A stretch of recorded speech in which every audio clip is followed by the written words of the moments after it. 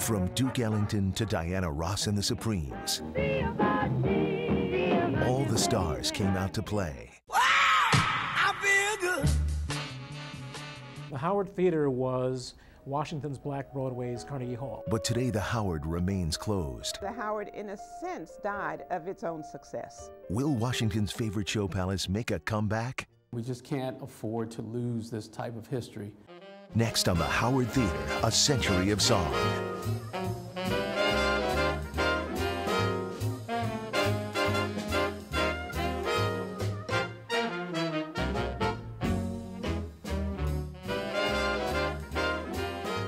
The Howard Theater, a century of song is brought to you by McDonald's, rooted in the community.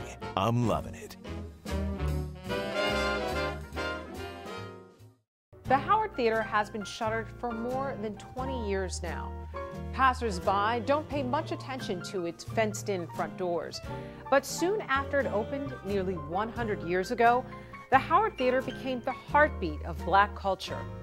I'm Robin Hamilton, and as you will discover over the next half hour, its impact lingers on here in Washington, D.C., and the world beyond.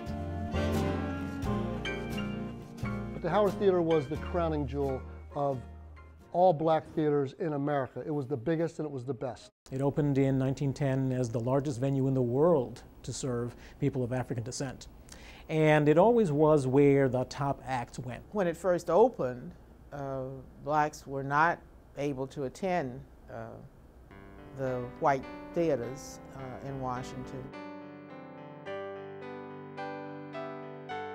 They did, some theater productions. There was a group out of New York called the Lafayette Players, and they were one of the major Black theater groups. The Howard Theater becomes really, really important as a venue.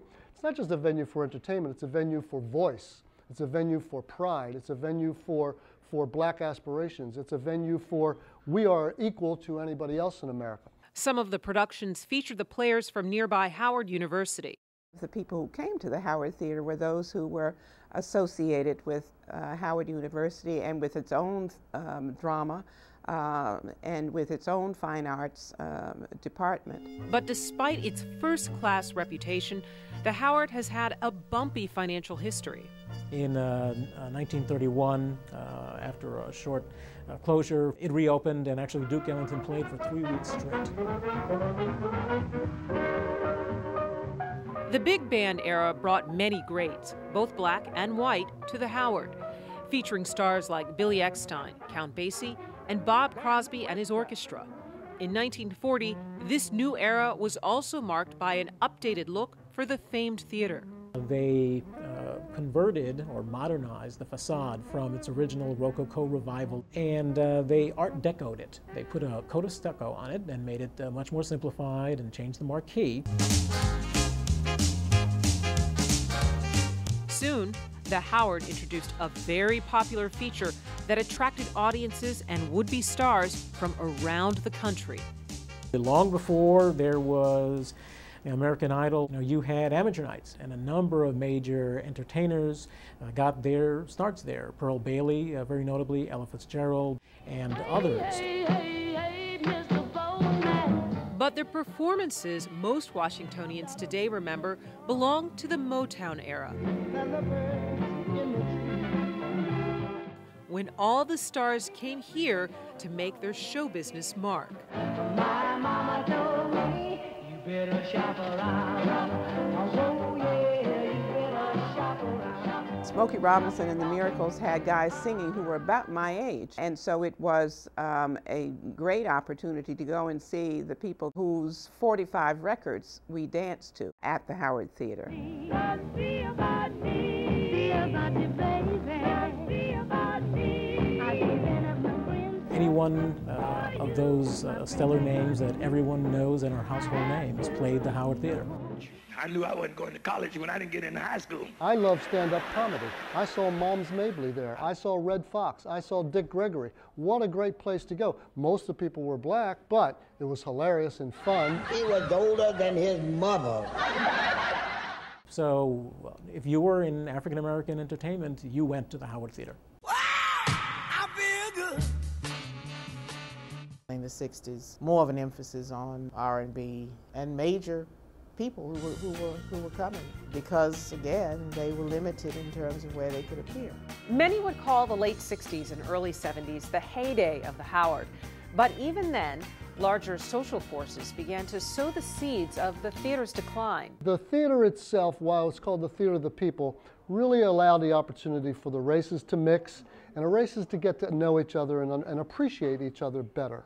By the time the late 50s come around, integration is here, and consequently, black wealth left this neighborhood. And when it left this neighborhood, there was the Howard Theater suffered as a result. Many of the theaters suffered as a result because now blacks could go to all kinds of theaters.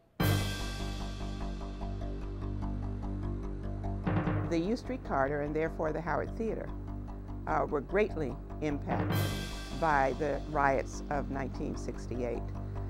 The businesses were looted, people were afraid to come back into the center city. The Howard Theater didn't have a ghost of a chance of selling tickets even for the best of performers at a time when there was so much destruction and fear. In 1974, the Howard Theater was declared a national landmark. In 1975, it reopened again with a star-studded gala that included Red Fox and Melba Moore. In the 1980s, it had a run as a go-go palace, but then it closed once more and became the property of the D.C. government, and sadly fell into disrepair.